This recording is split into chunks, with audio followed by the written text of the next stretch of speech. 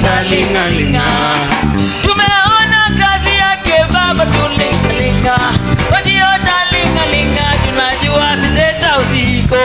Oti utalingalinga baba oti utalingalinga. Oti utalingalinga baba oti utalingalinga.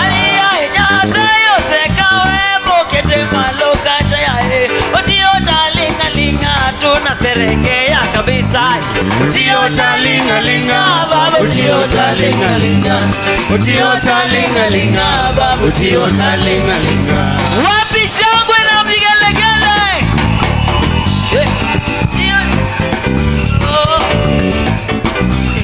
Otio talingalinga baba Otio tanyera nyera Otio talingalinga ya Otio talingalinga Otio talingalinga baba Otio talingalinga Otio talingalinga baba Otio talingalinga Siteti house unaona milango yote imefunguka Otio talingalinga baba Otio talingalinga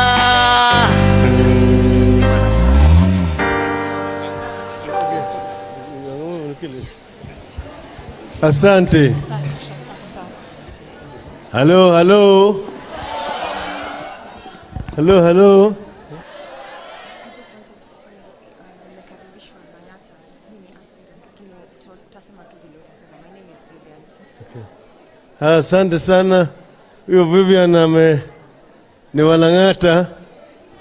Ameniambia mimi yeye ni candidate Lang'ata. Hello, hello. Hello, hello. Warembo mpo? Asanteni sana. As I said earlier today, this is a day that the Lord has made. Let us rejoice. I have enjoyed myself thoroughly, sitting down there, listening very carefully to some of the most incisive speeches I've heard coming from the women. Those who have spoken here have spoken on behalf of the Kenyan women. And the message is there loud and clear. I had a statement that I wanted to present here, and it will be taken as read and shared with the media. But I've decided that I will speak with you for a few minutes just about what I think should happen to women of Kenya going forward. I see very many young people around here. And I always say that the youth is a transient status. The difference between the youth and the old is very simple, it's only one. That the old have at one time been youth, but the youth have never been old. So the old know what it means to be a youth. The youth don't know what it means to be old. But otherwise, we have a duty to the youth of our country and to the women of Kenya. I was around during the struggle for independence of this country.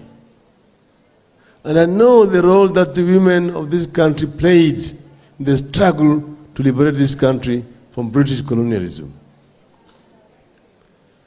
Recently, I went to visit Mama Mukami Kimathi, the wife of Dedan Kimathi. And I found her ailing, saying the kind of beatings they received when they were at committee prison are telling now on her in old age. But one of her partners in committee prison was Mama Ngina Kenyatta. Her husband was detained and she was also imprisoned at committee prison. And there are very many women who played a very heroic role for the liberation of our country. Post-independence, many women have played a very strong role in this country. Some of you may remember Wangari Maathai, standing as a lone voice, warning us about climate change and protection of our environment. She being pushed around, arrested by the police as she was trying to protect Uhuru Park. And several other women with whom who are with us in the trenches. Charity is one of them. Martha Karua is another one. Martha Koome, the now Chief Justice, is another one. And Betty Tet, who spoke to you here, is another one. The women who were in the forefront in those days. Some of you may remember the mothers of political prisoners. Their sons were in detention. And these women decided to protest and come and sit at Freedom Corner in Uhuru Park.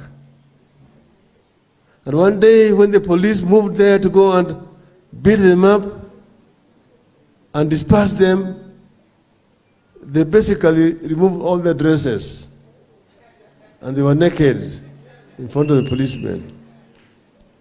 The policemen ran away.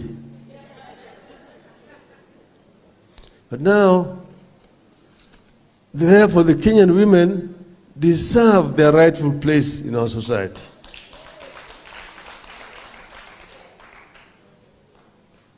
Some people have already mentioned my meeting with Uhuru Kenyatta. Because this country was on the verge of disintegration. And when we met, it was a very difficult conversation.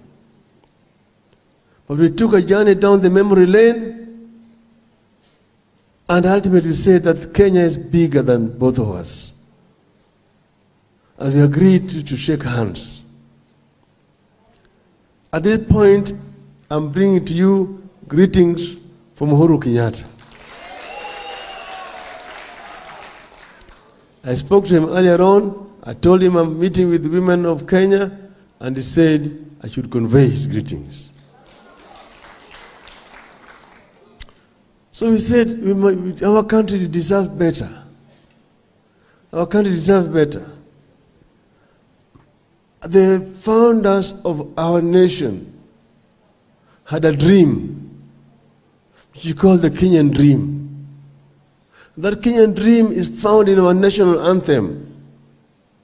The first stanza says, and we sang it when we started this meeting this morning, that Lord bless this land of ours.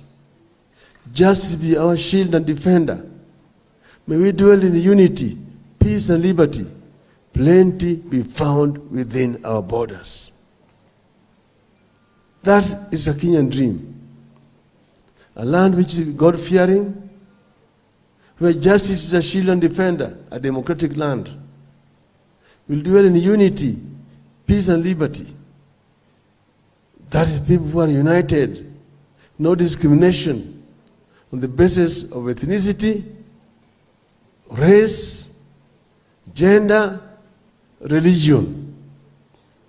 That is in our national anthem. And then if you're united and you work hard, then plenty will be found within your borders. That is, they wanted a prosperous nation where people live in harmony and a country that is developed. We therefore have to work towards achievement of the Kenyan dream. The Kenyan dream. And this Kenyan dream can only be achieved if we empower our people. We give them an opportunity to be able to realize their God-given capacities. That's why I have said that every child must get equal opportunity in our country. And our women must be treated as equal citizens in our country. Therefore, our women must get equal opportunities. My wife Ida here has been talking a lot about the girl child education. She has been a promoter of the girl child education.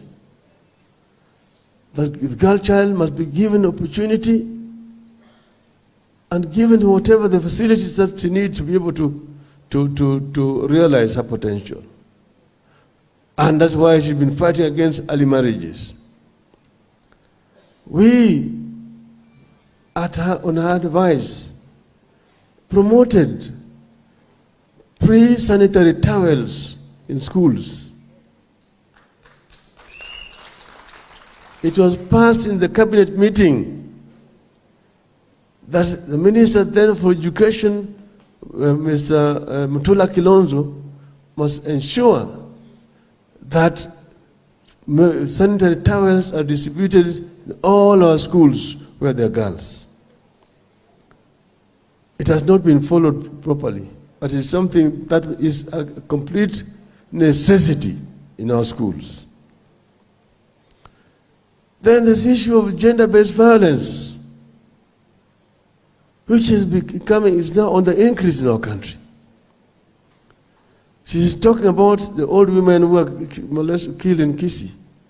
But every day you see goring stories in our newspapers, headlines.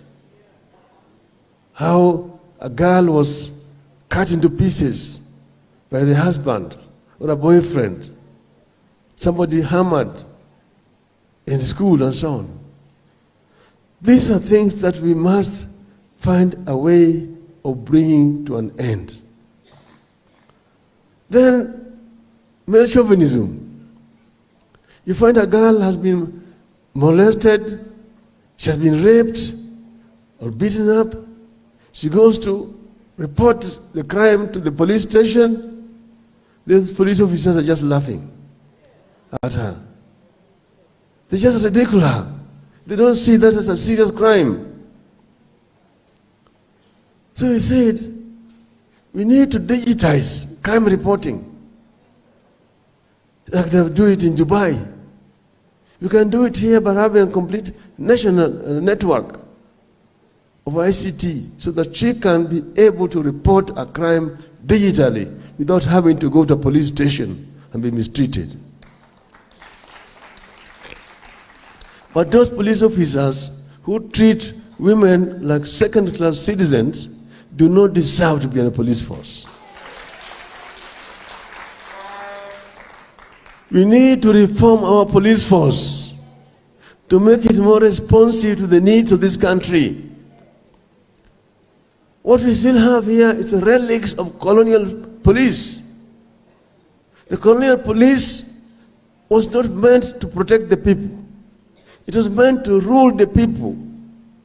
It was anti-people. People feared to go to police stations. But then I will always give an example.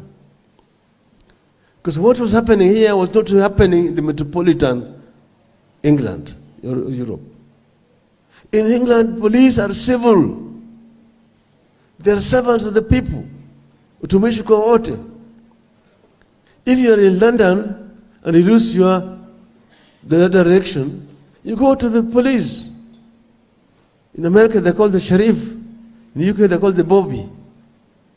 And you ask him, excuse me, sir, could you please show me the road to Trafalgar Square? To Trafalgar Square, yes. Oh yeah, walk straight on. Turn left. 100 yards. Turn right. Then straight on. You can't miss it. You'll find it. And you say, thank you. Then you say, thank you, sir. Anapiga saluti. Hapa Nairobi, you lose your direction, you go to police, and ask afande, wapi njia ya kwenda Kariakoo? Umepotea? Ndiye afande. Wapi kitambulisho? Afande niliwacha nyumbani. Oh, huna kitambulisho? Bingo. You are handcuffed. You find yourself in the cold cell. Tomorrow you are arraigned in court. That is loitering with the intention to commit a felony. So we must change and reform our police force to make it a truly people's police. This is something that is very important.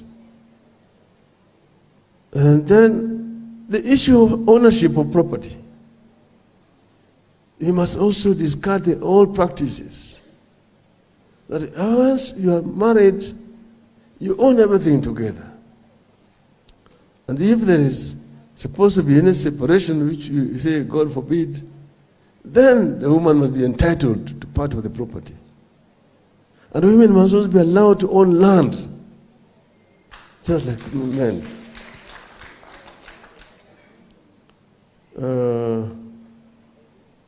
Then you have also this problem of single mothers. There are very many single mothers in our country today. Very many single mothers who really suffer because they are the sole bread earner for the family. They're looking after these children alone. But they're mistreated in the society. They are not accepted as equal fellow citizens. We must change this attitude and find a way of helping single mothers in our country. Because they are bringing up children. They are bringing up other Kenyan citizens. So they need to get some support from the government. Single mothers. Finally, I was telling you about the Kenyan dream. We sat together when we were having a grand coalition government. And we came up with a blueprint which was aimed at transforming this country into a middle-income economy by the year 2030. We call it Vision 2030. Vision 2030 had looked at where we are and where we want to go. And we said we can do it. We had what was we called National Economic and Social Council, which is our think tank, which had looked at where we are, the countries which were actually equal to Kenya at independence. In 1963, Kenya's economy was equal to that one of South Korea in terms of per capita income, in terms of levels of industrialization, in terms of agricultural production, and so on. All major economic indicators, Kenya and South Korea were equal. 50 years later, today, the economy of South Korea is 50 times bigger than that of Kenya. The same thing with per capita income. In Korea, they manufacture Samsung, Hyundai, LG, are all manufactured in South Korea. You here in Kenya, you don't even make a needle. Here. So what is it that the Koreans got right and we got wrong? We can, if we answer that question, we can change our country. We agreed that we will deal with food security, agriculture. We will make agriculture a rewarding business for our people. Smart agriculture. And the government will get involved to empower. Second, we talk about industrialization. So we talked about industrialization here. Industrialization is a must because industries will provide meaningful jobs for our youth. I started in the industrial area. That's where I went and started a manufacturing factory when I was still teaching at the University of Nairobi. I managed to get loan thereafter from the Kenya government, ICDC, through Kenya Industrial Estates. And so I know the whole industrial area in Nairobi. I will tell you this company used to do this and that. This and that. Now it is a distressing sight if you go to industrial area today. Companies which used to employ 500 people, 1,000 people are closed. They are now warehouses storing containers coming from China. So you have exported our labor to China. We are bringing things from China. We are also bringing mitumba from outside the country. We have killed our textile industry through this. Other companies have relocated to Egypt, out to South Africa. Why? The cost of energy is too high in Kenya. 14 cents per unit in Kenya, when it is only 4 cents in Egypt. So it's cheaper to manufacture in Egypt and export back to Kenya. Then there is bureaucracy, the bureaucratic red tape in the country. Corruption also in the revenue collection. Corruption generally is too high in this country. And that is what is scaring away investors from coming to invest in the country and the past infrastructure. So we must address this animal called corruption, bureaucracy, and so on head on.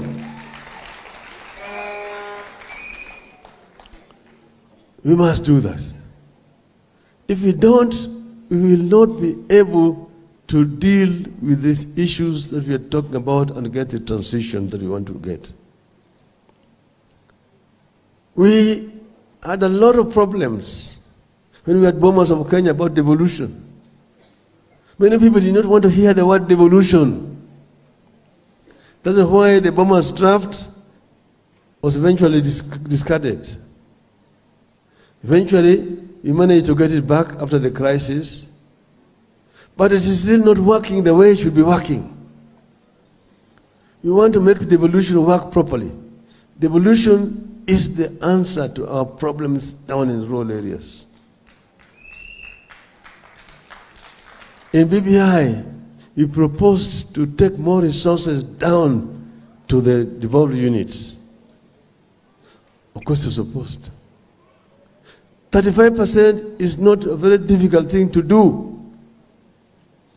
There are a lot of functions which are being held at the national level here, which should be devolved together with the funding down there.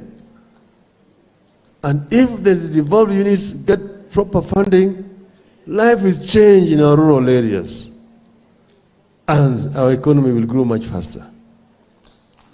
So we will deal with devolution and ensure that devolution works properly. I want to talk about, just briefly as I conclude, the social protection fund that I'm talking about. Because I've said already, we want to create more employment for our people. We'll create employment for our women in agriculture, in industries, in trade. Our women will be able to access capital and be able to do proper businesses and meaningful businesses, not just issues of carrying wheelbarrows.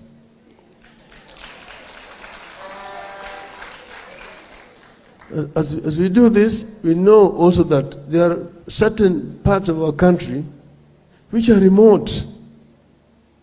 Pastoralists suffer seriously when there is drought. Animals begin to die, and therefore they have nothing in terms of source of livelihood. Then also farmers, when the rains disappear, the crops dry, and then therefore they have nothing. So those also require, that's what we call the rural poor. In the urban areas, you've got urban poor. Those who are unemployed, those whose businesses have collapsed, those whose company they were working for have collapsed. Therefore, they become completely unemployed. No income to even pay rent in the houses, let alone buying food for the children. So these are the urban poor and the rural poor. So we said, we are going to introduce a social protection fund in our country. This happens in other countries. in the United States, in Europe, in Brazil, even here in Africa, in Egypt and in Namibia. So we will introduce a social protection fund in this country. And this is not something that I've just picked from the air. We have sat down with experts. We have gone through these figures. The figures I'm talking about are not just handpicked from somewhere. It's as a result of serious study and consultations. That's what I have said. We will introduce a social protection fund so that each and every family where there is not a single person with any income will receive 6,000 shillings per month from the government.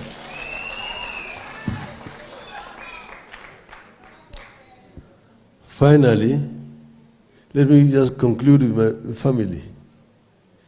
You saw my two daughters, Rosemary and Winnie. I will call them both my mothers. Rosie was born when my mother was alive. And when she was born, Aida wanted to name her her mother. And I also wanted to name her my mother. Aida's mother is called Rose. We decided to do a compromise. Her mother is called Rose. My mother is called Mary.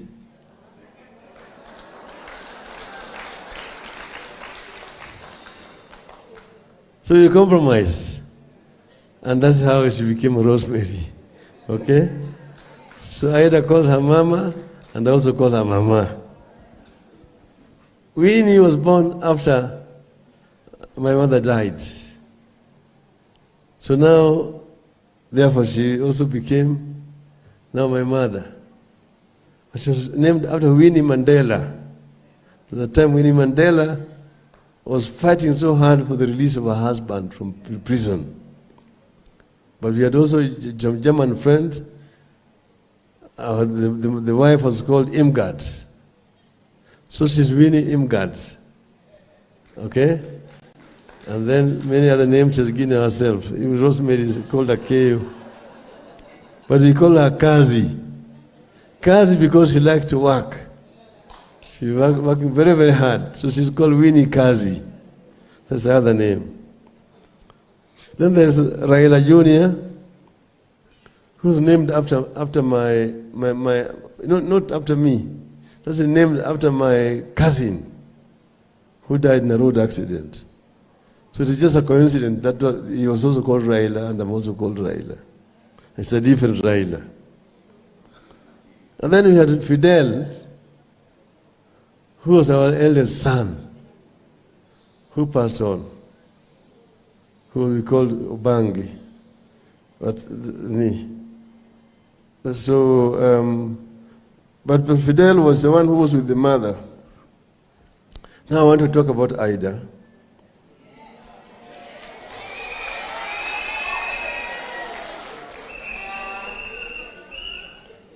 Because you don't know that you will not be able to stand if you don't have somebody who is strong around you. Because sometimes they say when you are there in the pulpit, you're holding the Bible, and for better and for worse, in poverty and in wealth, and so on. But it's very easy to say up there. But when the test actually comes, very few people pass that test. But Aida is a very strong person, strong personality. And she's gone through hell herself. Me, they can say I was a troublemaker. But she has seen a lot of flack. There's a time when I was sick in prison, and they had given me some wrong medicines, so I was feeling very bad. I was feeling a lot of pain in my head. and I was being detained in Manyani, there in Sisavo there. And when the train was passing, they would hear the train making a lot of noise. You just hear the pain in the middle of my head. I could hardly sleep. So I kept on telling these guys that I was sick. They were saying that I was pretending. So I decided to go on a hunger strike.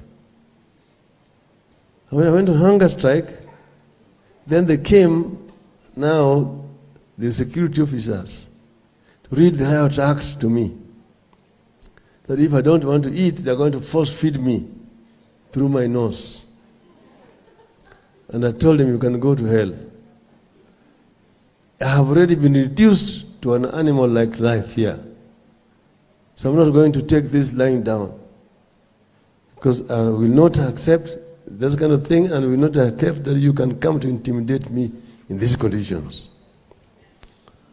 So at night I would shout very loud because I was in solitary confinement, alone in that block.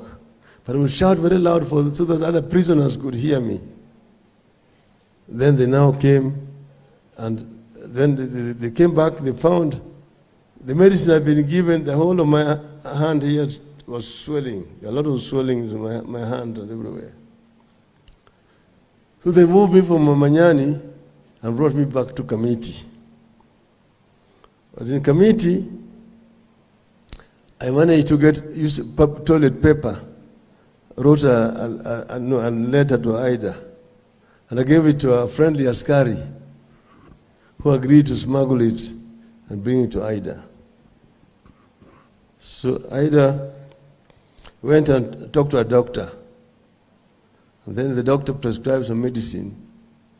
She went and bought and gave to that Askari, who smuggled the medicine back to me in the cells.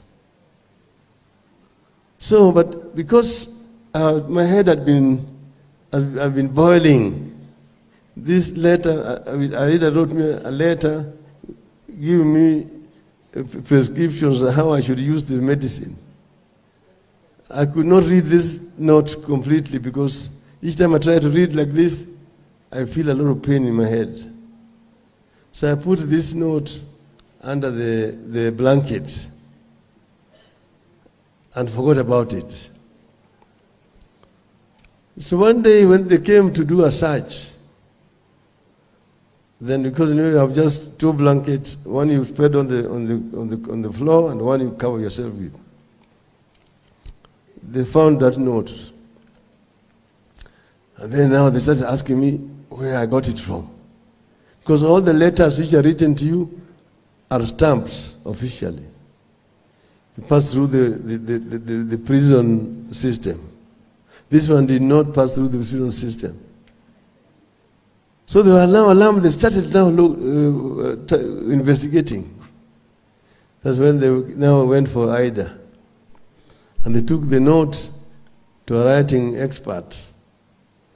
We found out that this was Aida's writing. So that they went and picked her up and locked her up and began to torture her to find out how she managed to smuggle this letter to me in the hospital. So that is the time, of course, that is her story. But I was saying she had a lot of hell at that time. Then I was later on released from prison. I came out and I stayed out for 6 months. I was arrested again and taken back to this time they had constructed Nyayo House. I was taken to the dungeons of Nyayo House, where they put you there in the room, they fill it with water. So just sit there in the water, you jump up and down the whole night. You know how long the night is. So after keeping me there for more than a week, Aida took a lawyer and went to court to demand that I be produced in court, habeas corpus. It's after 2 weeks. So immediately the matter went to court. They quickly served me with the detention order and was transferred to committee, then to Naivasha. But then the following day, Ida got a letter from Minister of Education. She had been fired. She was sacked.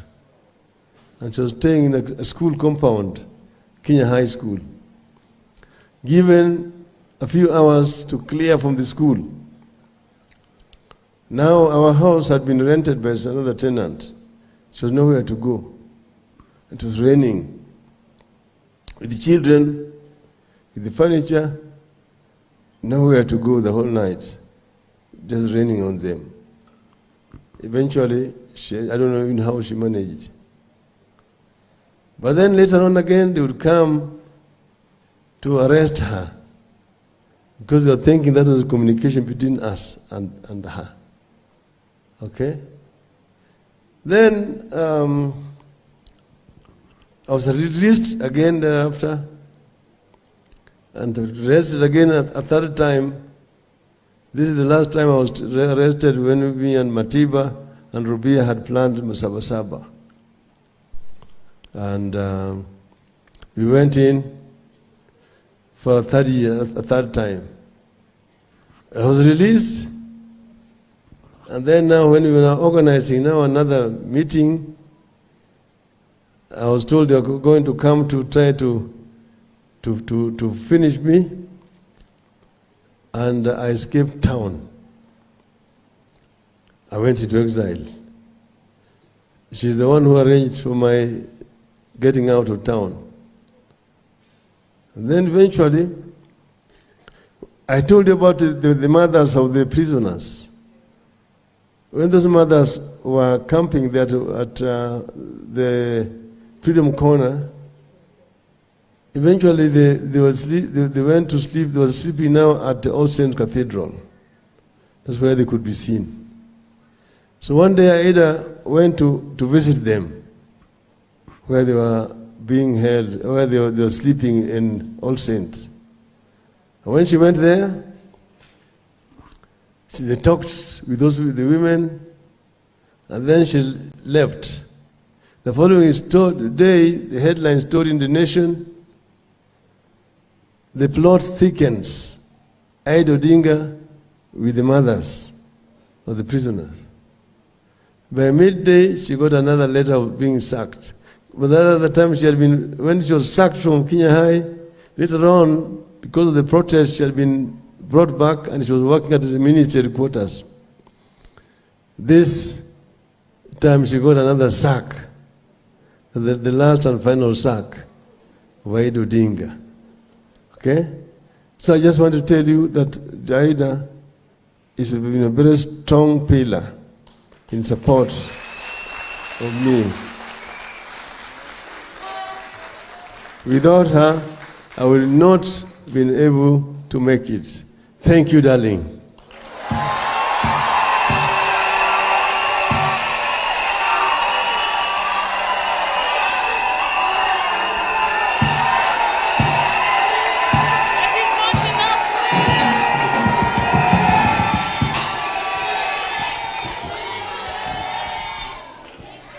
Kina mama hoye!